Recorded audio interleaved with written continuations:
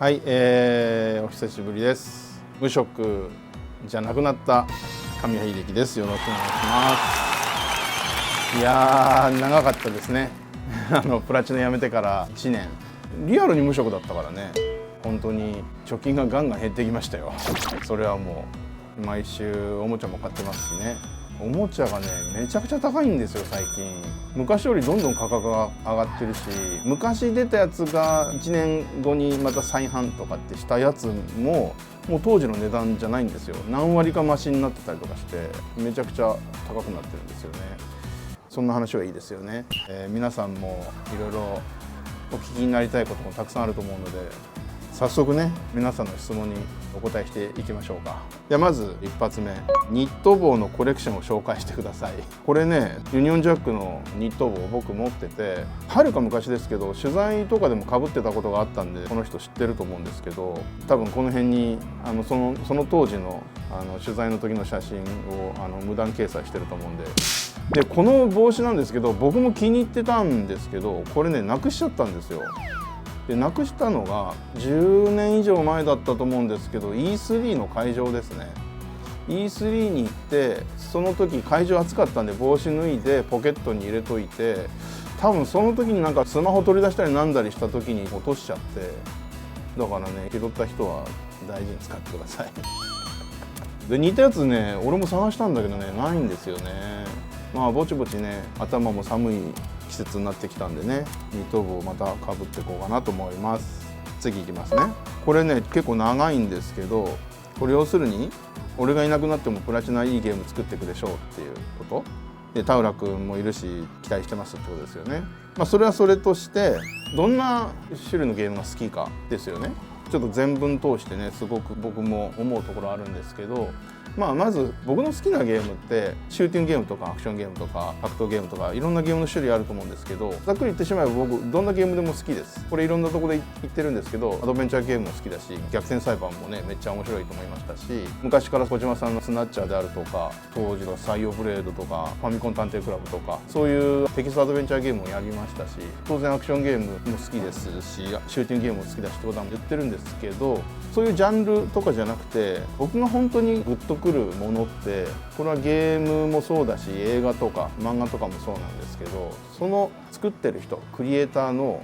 なんでしょうね、その人の強いパーソナリティ思考がにじみ出てる作品っていうやつが好きですかね。ゲームで言ったら著名なクリエイターの方たくさんいると思うんですけど、例えば小島さんとか、小島さん僕もスナッチャーとかすごい好きでしたし、あとプラチナでも一緒に仕事したことがある横尾さん、僕個人は横尾さんと一緒に仕事したことないんですけど、ああいう方々の作品って僕が語るまでもなくすごくあの人たちの人間性が出てるというか、癖みたいなものというか汁みたいなものが出てるんですよね。これはゲームに限らず映画の作品なんかでも漫画でもそういう個性が際立ってるものってあると思うんですけど、そういうやつが僕好きですかね。なのでおっしゃる通り僕はプラチナからいなくなって、これからももちろんプラチナはゲームを作っていくと思うんですけど、僕は僕でゲーム作りを続けていきますし、僕のこれからやっていく新しいステージで僕らしいゲームを作れたらいいなって僕自身は思ってます。でこれディレクターだけじゃなくて今までゲーム作ってきてその中で一緒にやってきた仲間たちっていうのも、僕が仕事をしてて本当に楽しいなと思ったのはやっぱり個性が強くて仕事に対してもすごく意欲的で、こんな風にしたいんだけどっていうアイデアに対してもっとこんなんしたらどうですかとか予想もしないような例えばこんなんどうですかっていうことを言ってくれるクリエイティブの強い人たち、そういう人たちと仕事してたのが本当に楽しいなと思いましたし、そういう人たちのおかげでゲームのクオリティってどんどん上がっていって本当に助けてもらったなと思っているんですよ。これからもそういう人たちの助けを借りて信頼できる仲間たちとゲーム作っていきたいなと思ってますし、それをね早く皆さんにお届けできたらなと思います。でそれが誰かの遊んでくれた誰かのお気に入りのゲームになってくれたら嬉しいなと思いますと、優等生的なことを答えておきましょうか。じゃあ次行きましょう。俺がクリエイティブディレクターとしてクレジットされてて、で宮田がディレクターとしてクレジットされてて役割の違いは何ですかってこと。これでも正確には多分俺エグゼクティブディレクターで宮田がディレクターじゃないかな。まあまあいいや、なんかあったら字幕で。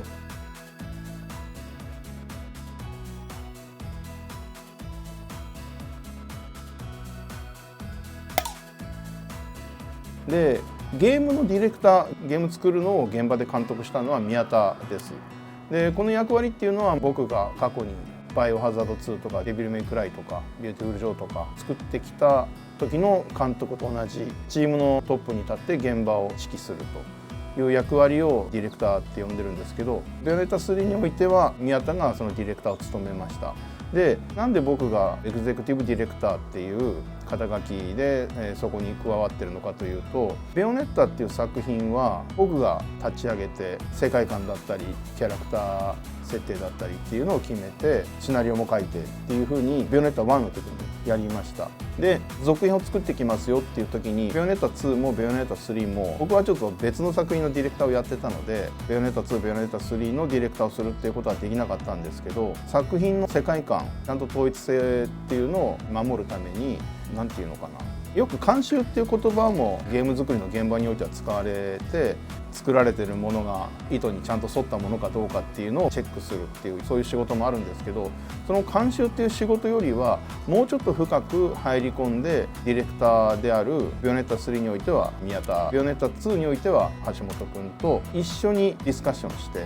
どんなゲームにしようかとか、どんな登場人物出そうかとか、どんな世界観にしようかっていうことを話し合って決めて、監修というよりはもっと現場に踏み込む形でディレクターの上で全体を見守るっていう形を取ったのでエグゼクティブディレクターという肩書きでクレジットされています。これもどういうクレジットにするのが正しいのかっていう決まりがあるわけじゃないので、ベヨネッタ2ではまたちょっと違ったクレジットになってたかなと思うんですけど、ベヨネッタ2でもベヨネッタ3でもセレッサと迷子の悪魔でも同じく現場のディレクターっていうのはそれぞれの作品においてちゃんといて、僕はずっと継ぎっきりで現場についてるわけじゃないんですけど、ちゃんとディレクターとどんな風にしようかっていうことを話し合っていったと。さらにそれに加えてベヨネッタ2、ベヨネッタ3、セレッサと迷子の悪魔においてはシナリオも自分で書くっていう実作業もしたのでエグゼクティブディレクターと名乗りました。なので宮田もやりにくいところもあったかもしれないですね。ディレクターってやっぱり自分のやりたい通り好きなことをやりたい、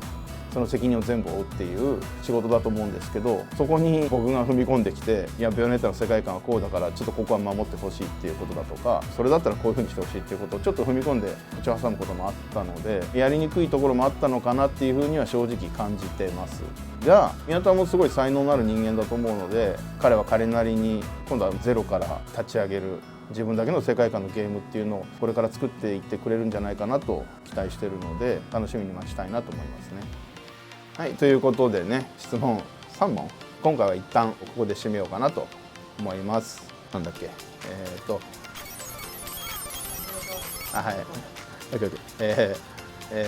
チャンネル登録、グッドボタン、いいね、よろしくお願いします。グッドボタンといいね一緒だから。オッケーオッケー。チャンネル登録、グッドボタン、コメント、はい、よろしくお願いします。じゃあね、バイバ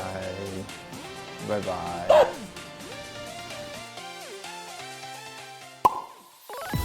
乾杯。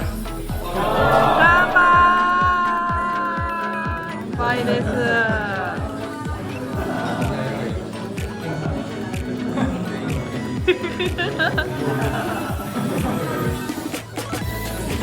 肩が立ってる。